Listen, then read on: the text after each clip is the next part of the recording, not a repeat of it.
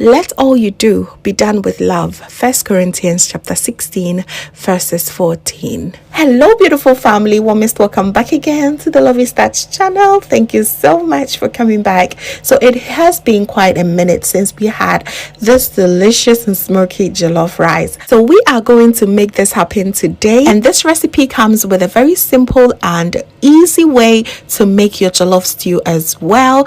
And we will be baking some chicken, some juicy chicken to pair with it. So please do not go anywhere. Stay tuned and let's make this real quick together. Let's get started.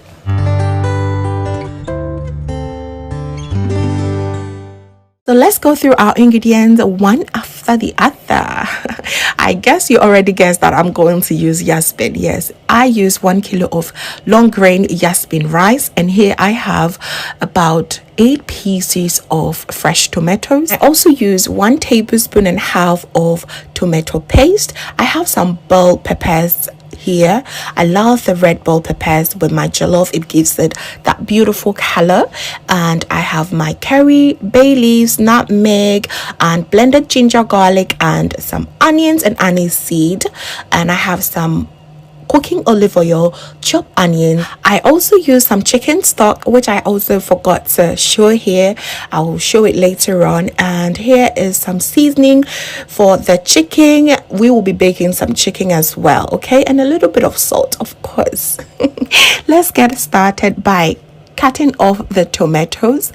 This time around, I'm going to bake the tomatoes in the oven because look, blending it straightforward and cooking it takes a very long time. So I love to always bake it in the oven together with the bell peppers as well. And it also gives it that smoky feeling that I need for this jollof. So good, fam. After chopping everything, all that I would do is sprinkle a little bit of the cooking olive oil on top and bake it in the oven for approximately 20 minutes at 150 degrees, okay?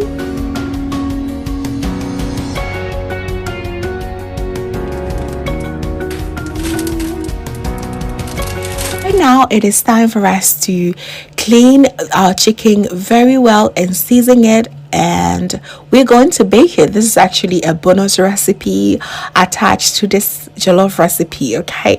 I love to clean my chicken very well. You can go ahead and scrub it very well with some lemon to make sure that it's very well clean. Anyways, I'll make sure that once everything is nicely clean, I'll go ahead and take the backbone of the chicken. That's one of my favorite parts to enjoy the chicken. I take it out, and just so that I'll be able to season the inside well too, okay? So once that everything is done, I'll go ahead and just tap it dry and prep for my seasoning. Here I have some all-purpose seasoning, chicken seasoning, and some soya seasoning as well. Everything has about a tablespoon each. I'll go ahead and drizzle a little bit of oil and then crush some garlic. I crushed about 5 cloves. Yes, I love lots of garlic with this kind of chicken, okay? And once everything is well mixed, I'll go ahead and smear it on. Make sure you are very generous with it, okay? Make sure every single corner of this chicken is very well seasoned.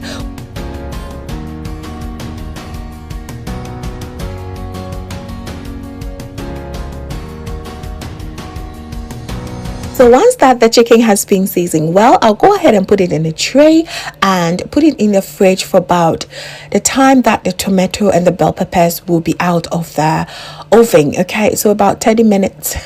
And once that is done, I'll just go ahead and blend the tomatoes and the bell peppers. You can see that it gave me that smoky feelings that I was looking for. It smells so good. So I'll go ahead and start with the stew process. This is probably going to be one of the fastest jollof stew you've ever prepared in your entire life. So, and for the record, this is my jollof pot.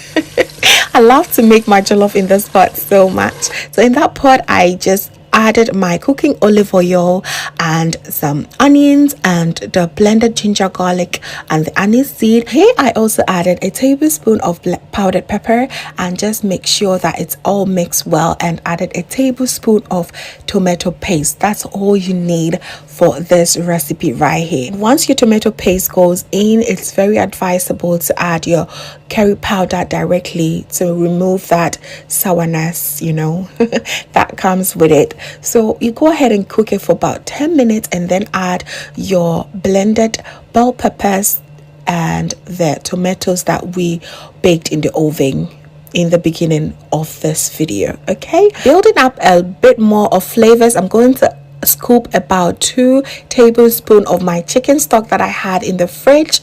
Okay, you can choose to omit it, but it's always good to have some chicken stock or beef stock, whatever that you choose will be perfect. And then add my grated nutmeg. I grated about half of a whole nutmeg and my bay leaves to it. Okay, give it a good stir, allow it to simmer through for about 15 minutes, and once that the oil start to bubble up like this, your stew is definitely ready.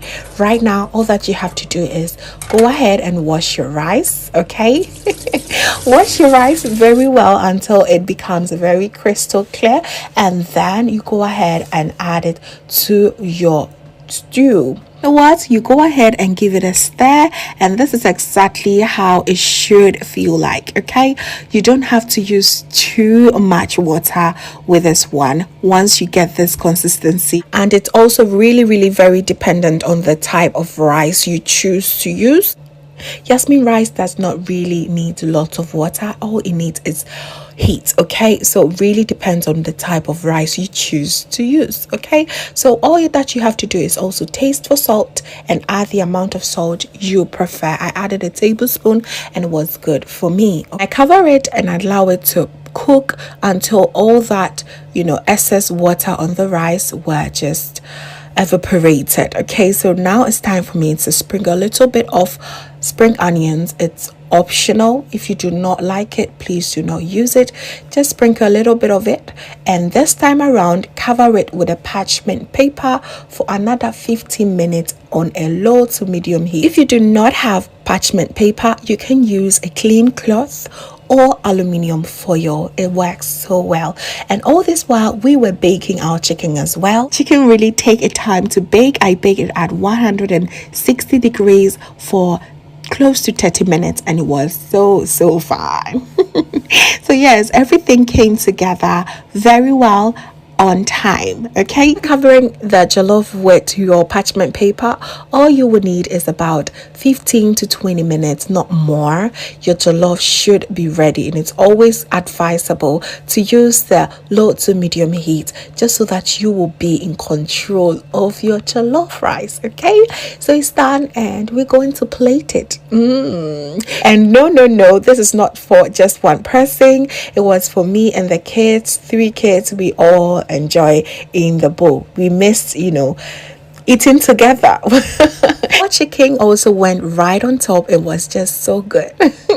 So, and there you have it, family. Thank you so much for watching right to the end. I'm really grateful for that. Please do not forget to like this video as it helps the channel grow. I really want you to become a jollof expert. I do have other jollof recipes that I've previously shared on this channel. I'll go ahead and link everything down below in the description box. Please check them out. All right, and if this is your first time stopping by, hello, my name is Lovia from Lovia's Touch. My main goal here is to cheer you up into making your own delicious meal right at the comfort of your home. I also love to share kitchen related motivational videos, so please come on board, subscribe and join the family for amazing new recipes every week. Thank you so very much, family, for watching once again, and just know that you are so beautiful just the way you are. See you in my next one. Bye.